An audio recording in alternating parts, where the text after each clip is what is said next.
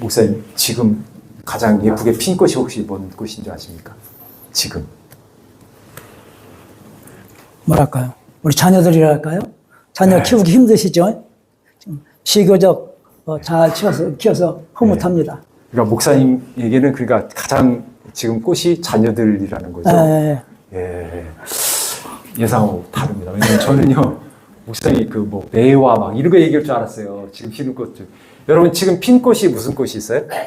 산수유도 있고 매화꽃도 이제 피고 그래요. 근데 그 중에 꽃 중에 꽃은 사람의 꽃이 최고인데 막 다 답을 아신 것 같이 바로 이야기를 하시는 것 같습니다. 그 이제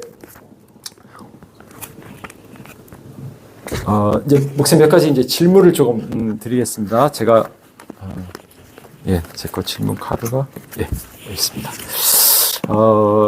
목사님 이제 첫 번째 질문인데요. 오늘 이제 봄 이야기도 하시고 씨 뿌리는 이야기도 하셨지만 결국에는 이게 싹이 나고 자라고 꽃이 피고 열매가 맺으려면 이 뿌리가 나무의 뿌리가 잘 내려야 되지 않겠습니까? 네. 그래서 우리가 흔히 이야기하는 그런 내 인생, 그러니까 우리가 신앙의 뿌리, 나의 신앙의 뿌리는 이것이다 이렇게 말할 때가 있잖아요. 그래서 첫 번째 질문은 목사님의 그 삶과 인생을 돌아봤을 때 내 인생을 지탱해온 신앙의 뿌리는 무엇인가?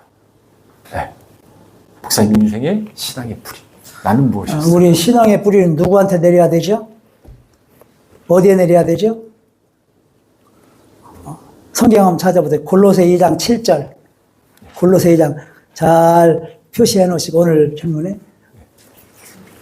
골로새서 2장 7절이랍니다. 네. 거기 나와요. 어디다 뿌리를 내릴 것인가? 거기 보면 그리스도 예수를 주로 받았으니 그 안에 뿌리를 내리고 세움을 입고 교훈을 받은 대로 믿음에 굳게 서서 감사함을 넘치게 하라. 그렇죠? 여러분과 저희 인생의 신앙의 뿌리는 예수 그리스도에게 내려진 줄로 믿습니다. 아멘. 중요한 것은 그 뿌리를 견고하게 하는 거예요. 견고하게. 저는 하나님의 은혜로 우리 조상적부터 할아버지, 할머니, 어머니, 아버지로부터 신앙의 유산을 이어받았죠. 우리 조상들이 신앙의 뿌리가 있다고 태어날 때부터 교회 다녔으니까. 그렇죠? 그래서 신앙생활하는 모습 보고 배웠습니다. 그때는 지금도 얼마나 어려운 일을 몰라요. 근데 그래서 열심히 새벽 기도하고 또 봉사하고 또 그때는 호흡 끼고 성경도 읽더라고. 우리 할아버지는 성경도 읽고 나는 그때 어렸을 때 자면은 무슨 얘기인가 들려오는 거 보면 성경 읽는 소리였어요. 성경 읽는 그러니까 성경 교육도 했으면 주일 지키라고 하기도 말씀 잘 들으라고 하고 그래서 본도 보여주시고 또 신앙 교육도 받고 또 기도해 주시고 그래서 나의 신앙의 뿌리 또 목회의 뿌리는 우리 조상들이 신앙의 유산을 물려준 거다. 그래서 내가 그 열매를 거두는 거다. 이렇게 생각하고 있습니다. 야, 그래요. 그 뿌리 얘기하다 보니까 목사님 그 호롱불에 성경책 때 하셨는데 이제 호롱불을 이제 알아듣는 사람은 알아듣지만 우리 젊은 친구들은 모르거든요. 아무튼 그 비슷하게 목사님 우리 노예도 보면 옛날에 성경학교 했었잖아요. 성경학교. 그렇죠. 그럼 뭐 요즘은 성경학교가요 너무 짧아져서 한 2, 3일이면 끝나거든요. 근데 제가 언뜻 들기로는 노예 성경학교가 뭐 일주일 했네, 2주일 했네, 그랬던 얘기를 제가 한 달, 들었는데. 한 달. 네. 저는 남성여학교 1학년 때 교복 입고 다니면서 신광교에서 했거든요. 지금 남정교자 신광 때는 한 달씩 했어요. 한 달이요? 25일씩. 성경학교를 한 달 25일씩. 동안? 나는 제일 어린 중학교 1학년 때 다녔습니다. 나중에 보니까 그분들이 같이 공부한 분들이 뭐 신광교회 장로님, 뭐 재석교회 장로님, 뭐 권사님 다 되어 있더라고요. 보면. 그때 그냥 도시락 싸고 다니면서 해서 그때 보면 익산 시내 분들은 그렇다는 생각은 저기 두동, 저기 재석, 그다음에 용안 이런 데도 굉장히 많이 20명씩, 30명씩 와가지고 이렇게 했습니다. 그때 기억나는 거 뭐냐면 옛날 목사님이 요즘처럼 되게 잘 가르치는 방법 잘 가르친 게 아니에요. 계속 처치간부터 끝에가 읽어주는 거예요. 그러면 받아 쓰는 거예요. 그러면 예수님이 이렇게 말씀하면 몇 장 뭐 있습니다. 그냥 1시간 내내 팔 아프게 쓰는 거예요. 그래서 성경학교 동안 배운 건 생각나지 않고 쓴 것만 노트만 이렇게 있어서 그래도 한 가지 두 가지씩 그때 배운 것이 이제 은혜가 되고 그렇습니다. 그러니까 어떤 분은 손단지 메고 왔다고 하더라고요. 그렇습니다. 저 재석 시골에서 밥해 먹으면서 한 달 동안 살아야 되니까. 예. 그때는 참 그런 열심히 했는데 노예 보면 저도 교육부장을 했습니다만 일주일 하다가 안 오니까 하루만 하다가 지금 다 없애버렸잖아요. 그래서 지금 뭐 있냐면 항존직 교육만, 장로, 피택자 교육만 한 5일 하고 있으면 다 없어져 버렸어요. 지금. 그래서 저희 오후에 성경 공부 열심히 하지 않습니까, 목사님? 이게 중요합니다. 지금 교육 추세가 대교육 가지고는 대그룹 갖고는 안 되니까 소그룹으로 나가야 된다. 그잖아요. 그래서 그런 추세, 우리 목사님이 시대의 흐름을 잘 따지는 살핀 것 같아요. 이게 대단히 중요합니다. 소그룹. 우리 이제 목사님 가르치는 성경 공부반하고, 그다음에 저희 반 같은 경우에는 큐티를 합니다, 목사님. 큐티 책을 전부 다 사가지고 매일매일 그걸 읽고, 그다음에 그 내용, 적용 내용, 그다음에 예화, 이런 것까지 보면서 체크하거든요. 중요합니다. 잘 하는 거죠. 예. 잘하고 있답니다. 예. 또 더 잘했으면 좋겠습니다. 자, 그러면 목사님 또 두 번째 질문인데요. 우리가 봄 하면 꽃이 봄을 알리는 것 같지만 결국에는 겨울이라는 시간 동안에 그 뿌리가 자라고 또한 뿌리를 내리면서 결국 뿌리가 활발하게 움직임을 통해서 봄에 꽃을 피우는 것 아니겠습니까? 그러면 이제 질문인데요. 그러면 우리 신앙은 봄이라는 것은 결국 그러면 저는 이제 꽃보다도 뿌리에서부터 시작되는 게 아닌가 그런 얘기를 하는 것처럼 우리 신앙은 그러면 어디서부터 시작을 해야 되냐? 우리 신앙의 꽃을 피우기 위해서는 나는 신앙의 꽃을 피우기 위해서 나는 어디부터 나는 일을 하고 어디서부터 아까 목사님 말씀드렸는데 무엇을 어떻게 심어야 되냐? 그 심는 얘기와 좀 비슷하다고 볼 수 있는데요. 우리 신앙의 뿌리 어디서부터 우리는 일을 해야 될까요? 그래서 봄을 보면 겉으로 나타나는 건 싹이 나고 잎이 피고 꽃이 피는 것이 겉으로 나타나는 거지만 사실은 가장 중요한 게 뭐죠? 뿌리죠. 뿌리가 죽으면 결국 열매도 죽게 돼 있고 뭐 이파리도 죽게 되고 그렇잖아요. 근데 뿌리는 보이는 거예요, 안 보이는 거예요? 안 보이는 거죠.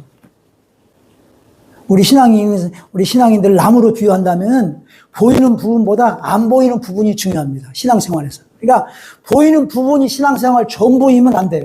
신앙생활 하는데 주일 예배 보는 거 신앙생활 전부였다면 이건 50점밖에 안 돼요. 그럼 뭐가 필요하죠? 보이지 않는 부분에서 뭐가 해야 돼요? 어떤 권사님 보니까 바쁘니까 집에서 막 한다면 그게 필요합니다. 그게 뿌리 같은 부분이다. 보이지 않는 부분에서 새벽 기도하고 가정의 기도하고 또 성경도 있고 주님과 교제하는 건 주님 만나는 거잖아요. 그죠? 기도는 주님과 대화하는 거잖아요. 대화. 그죠? 주님과 대화하면 친밀해지고 뿌리가 깊어지죠. 사실은 뿌리가 깊어야 싹도 건강하고 열매도 건강한 열매를 맺을 수 있고 겉으로 화려한 것 같아도 뿌리가 죽으면 금방 시들어 버리죠. 그래서 가끔 신앙생활하다 실족하는 분들 많잖아요. 열심히 하다가. 왜 그럴까요? 뿌리가 약하기 때문에 그래요. 뿌리가 약하.